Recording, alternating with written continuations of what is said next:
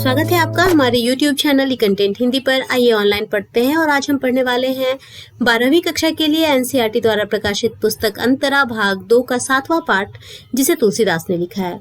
इस पाठ के 2 खंड हैं। इसका पहला खंड हम आज पढ़ेंगे, जिसे रामचरितमानस से लिया गया है। तुलसीदास का जन्म सन 1532 और मृत्यु 1623 में हुई। इनका जन्म बांदा जिले के राजापुर गांव में हुआ था। कुछ विद्वान उनका जन्म स्थान सोरो एटा को भी मानते हैं, हालांकि उनके जन्म स्थान के बारे में विद्वानों में मतभेद हैं। तुलसीदास का बचपन घोर कष्ट में बीता। बालपन में ही उनका माता पिता से बिछोह हो गया था, यानी कि वो अपने माता पिता से अलग हो गए थे और भिक्षाटन द्वारा वे अपना जीवन यापन करने को विवश हुए।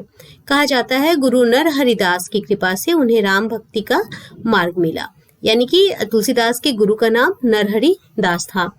रत्नावली से उनका विवाह होना और उनकी बातों से प्रभावित होकर तुलसीदास का गृह त्याग करने की कथा प्रसिद्ध है, किंतु इसका पर्याप्त प्रमाण नहीं मिलता। पारिवारिक जीवन से विरक्त होने के बाद वे काशी, चित्रकूट, अयोध्या आदि तीर्थों में भ्रमण करते रहे। सन 1574 में अयोध्या में उन्होंने रामचरितमानस की रचना आरंभ की, जिसका कुछ अंश उन्होंने काशी में लिखा। बाद में वे काशी में रहने लगे और यहीं उनका निधन हुआ। तो तुलसीदास का निधन काशी में हुआ। तुलसीदास लोक मंगल की साधना के कवि हैं। लोक मंगल की साधना के कवि हैं। उन्होंने समन्वय का कवि भी कहा जाता है। तुलसीदास का भाव जगत धार्मिक, सांस्कृतिक और सामाजिक दृष्टि से बहुत व्यापक है। मानव प्रकृति और जीवन जगत संबंधी गहरी अंतर्दृष्टि और व्यापक जीवनानुभव के कारण ही वे रामचरितमानस में लोक जीवन के विभिन्न पक्षों का उद्घाटन कर सके। मानस में उनके हृदय की विशालता, भाव प्रसार की शक्ति और मर्म स्पर्शी स्थलों की पहचान की क्षमता पूरे उत्कर्ष के साथ व्यक्त हुई है। तुलसी को मानस में जिन प्रसंगों की अभिव्यक्ति का अवसर नहीं मिला, उनको उन्होंने कवितावली, गीतावली आदि में व्यक्त किया है। विनय पत्रिका में विनय और आत्मनिवेदन के पद हैं। इस प्रकार तुलसी के काव्य में विश्वबोध और आत्मबोध का अद्वितीय समन्वय हुआ है। तुलसीदास की रचनाओं में भाव, विचार, काव्य रूप, छंद विवेचन और भाषा की विविधता मिलती है। रामचरितमानस हिंदी का सर्वश्रेष्ठ महाकाव्य माना जाता है। इसकी रचना मुख्यतः दोहा और चौपाई छंद में हुई है। तो 2 छंद यहाँ पर मुख्य रूप से देखने को मिलते हैं, दोहा और चौपाई। इसकी भाषा अवधी है। गीतावली, कृष्ण गीतावली तथा विनय पत्रिका पद शैली की रचनाएं हैं, तो दोहावली स्फुट दोहों का संकलन, कवितावली कवित्व और सवैया छंद में रचित उत्कृष्ट रचना है। ब्रज और अवधी दोनों ही भाषाओं पर तुलसी का असाधारण अधिकार था। तुलसीकृत 12 कृतियां प्रामाणिक मानी जाती हैं, परंतु रामचरितमानस, कवितावली, गीतावली और विनय पत्रिका ही उनकी ख्याति के आधार हैं। पाठ्य पुस्तक में प्रस्तुत चौपाई और दोहों को रामचरितमानस के अयोध्या कांड से लिया गया है। इन छंदों में यहाँ पर हम ये ध्यान रखेंगे कि इन्हें अयोध्या कांड से लिया गया है।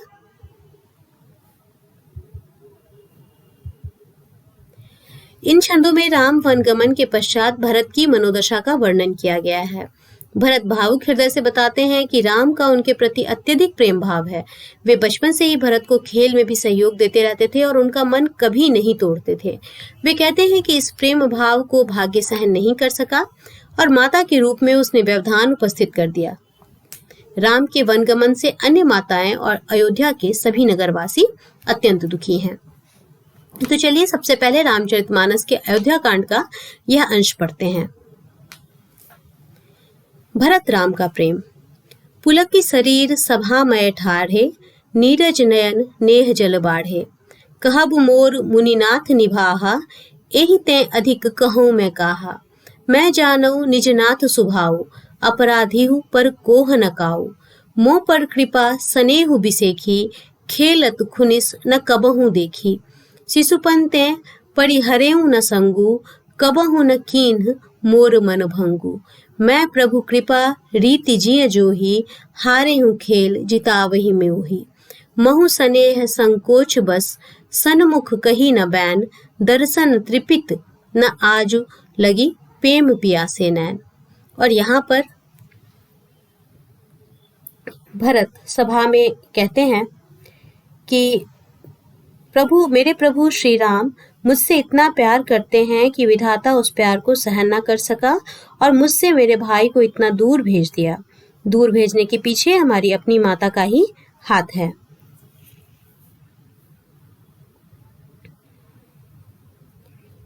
यह काव्य पंक्तियां तुलसीदास द्वारा रचित रामचरितमानस की अयोध्या कांड से ली गई हैं।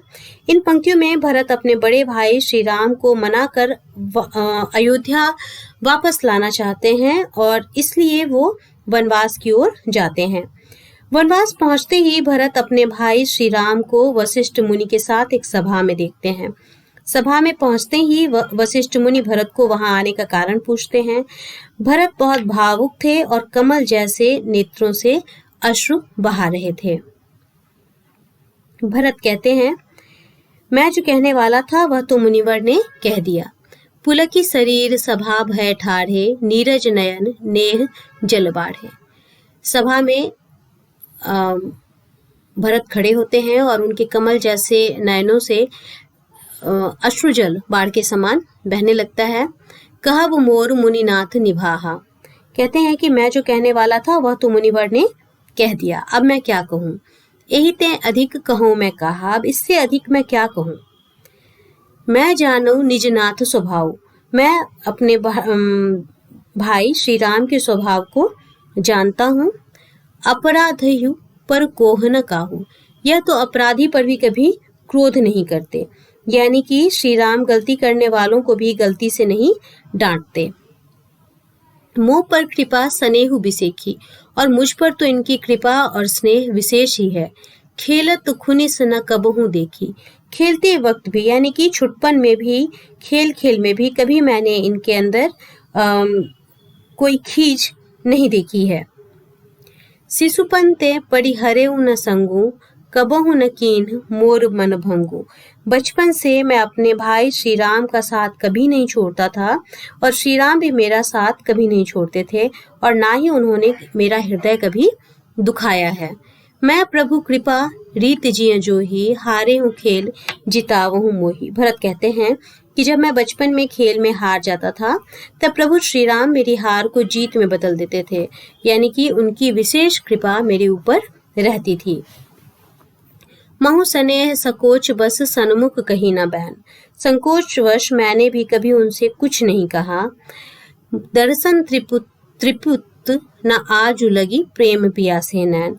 लेकिन आज मेरे नैन उनके दर्शन के अभिलाषी बन गए हैं, इसलिए मैं अपने प्रभु अपने भ्राता श्री राम को अपने साथ अयोध्या वापस ले जाना चाहता हूँ। विधि ना सकेउ सह मोर दुलारा, नीच बीचु जननी मिस पारा। यह कहत मोहि आजु न शोभा, अपनी समझु साधु सुचि कोभा। मातु मंदी मैं साधु सुचाली, उर अस आनत कोटि कुचाली। फरई कोदव बाली सुसाली, मुक्ता प्रसव की संबुक काली। सपनहु दोषक ले सुन काहू, मोर अभाग उदधि अवगाहू। बिनु समझे निज अघ परिपाकू, जारी जाय जननी कही काकू। हृदय हेरी हारेऊ सब ओरा, एक ही भांति भले ही भल मोरा। गुर गोसाई साहिब सिय रामू, लागत मोहि नीक परिणामू। साधु सभा गुरु प्रभु प्रकट, प्रभु निकट कहाऊं सुथल सती भाव। प्रेम प्रपंचु की झूठ फुर, जानहि मुनि रघुराई। मेरे प्रभु श्री राम मुझसे इतना स्नेह करते हैं कि विधाता उस प्यार को सहन ना कर सका और मुझसे मेरे भाई को इतना दूर भेज दिया। दूर भेजने के पीछे हमारी अपनी माता का ही हाथ है। यह कहत मोहि आजू न शोभा। कहते हैं अपनी माँ की निंदा करते हुए भरत कहते हैं कि मुझे पता है कि मैंने अपनी माता की निंदा की है, जो किसी पाप से कम नहीं है। यह मुझे शोभा नहीं देता। मैं साधु नहीं हूँ, लेकिन मेरे समझ में यही सही है। अपनी समझू साधु सुचि को भा। मातु मंदी मैं साधु सुचाली। मेरी माता नीच है और मैं साधु हूँ, ऐसा कहना भी मेरे लिए किसी अपराध से कम नहीं है।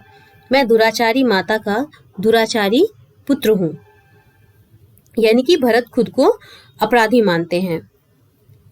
सपने ही दोषक लेसु न काहू। फिर भरत कहते हैं कि मैंने सपने में भी किसी को दोष नहीं दिया। आज मेरे साथ जो कुछ भी हो रहा है यह सब मेरे भाग्य के कारण ही हो रहा है। मोर अभाग उदधि अवगाहू, बिनु समझे निज अघ परिपाकू। मैंने जो पाप किया है उस पाप का परिणाम बिना जाने मैंने अपनी माता को कटु शब्द कहे हैं और अपनी माता को व्यर्थ ही कष्ट दिया है। जारियों जाए जननी कही काकू, हृदय हेरी हारेऊ सब ओरा। मेरे भाग्य मेरे दोषी हैं और अब मुझे इन सभी दोषों से कौन बचा सकता है। एक ही भांति भले ही भल मोरा, मेरा उद्धार कौन कर सकता है। यह बातें मन ही मन करते हैं। बहुत सोचने के बाद भरत कहते हैं कि मेरा उद्धार एक ही व्यक्ति कर सकता है, गुरु गोसाई साहिब सिया रामू, लागत मोहि नीक परिणामू। एक ही व्यक्ति कर सकता है और वह है प्रभु राम। साधु सभा गुरु प्रभु निकट कहूँ सुथल सती भाव, प्रेम प्रपंच की झूठ फुर जानहि मुनि रघुराव। इस सभा में उपस्थित होकर भरत कहते हैं कि मैंने जो कुछ भी कहा वह अपने प्रभु श्री राम एवं इस सभा में उपस्थित सभी मुनिवरों के समक्ष कहा है और बिल्कुल सत्य कहा है।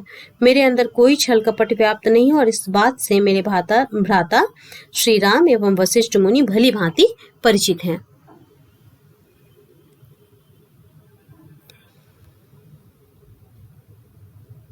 भूपति मरन प्रेम पमु राखी, जननी कुमति जगतु सबु साखी। देखी न जाहि बिकल महितारी, जरहि दुसह जर पुर नर नारी। मही सकल अनरथ कर मूला, सो सुनि समुझ सहऊ सब सूला। सुनि बन गवनु कीन्ह रघुनाथा, करि मुनिवेश लखन सिय साथा। बिन पानहि पयादहि पाए, शंकरु साखि रहेउ एहि घाए। बहुरि निहार निषाद सनेहु, कुलिस कठिन उर भयउ न बेहु। अब सब आँखिन देखऊँ आई, जियत जीव जड़ सबई सहाय। जिन्हहि निरखि मग सापनि बीछी, तजहि विषम विषु तापस तीछी। तई रघुनंदनु लखनु सिय, अनहित लागे जाहि। तासु तनय तज दुसह दुख, देव सहावई काहि। तो यहाँ पर अपनी बात को आगे बढ़ाते हुए कहते हैं कि आज हमारे पिता दशरथ की मृत्यु हमारे माता की कुबुद्धि के कारण हुई है। आज माता के कारण ही भ्राता श्री राम को वनवास हुआ और हमारे पिताजी मृत्यु को प्राप्त हुए। यह सब कुछ हमारी माता के कारण ही हुआ है। संपूर्ण दुनिया इस बात की साक्षी है। भरत कहते हैं कि राम के वियोग में हमारी सारी माताएं बहुत दुखी हैं। देखी न जाहि बिकल महतारी, माताओं के चेहरे से दुख दूर हटाने के लिए भरत राम को वापस अयोध्या ले जाने के लिए आए हैं। राम के वियोग में समस्त अवधवासी दुख में रो रहे हैं। मैंने भी दुख सहा है।